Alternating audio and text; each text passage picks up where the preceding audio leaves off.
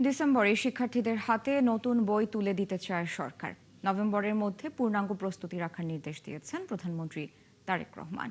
বছর শেষে চূড়ান্ত পরীক্ষার পর শিক্ষার্থীরা নতুন বই হাতে পাবে বলে জানিয়েছেন শিক্ষামন্ত্রী আনম এহসানুল হক মিলন।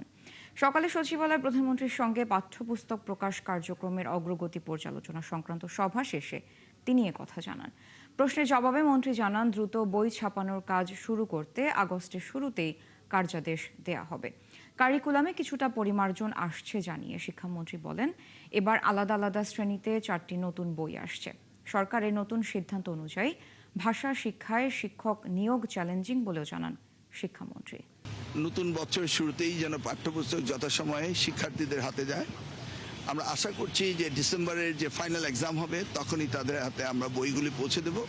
মাননীয় প্রধানমন্ত্রীর নির্দেশ 30শে নভেম্বরের মধ্যেই আমাদেরকে রেডি থাকতে হবে নতুন পাঠ্যপুস্তক নিয়ে। তো আমরা আগে থেকে অ্যালার্ট যেন এটা না হয়। আমাদের টেন্ডার প্রসিডিং চলছে এবং আমরা work order first week of আগস্টের ভিতরে সব দিয়ে দেবো। Then they will start printing.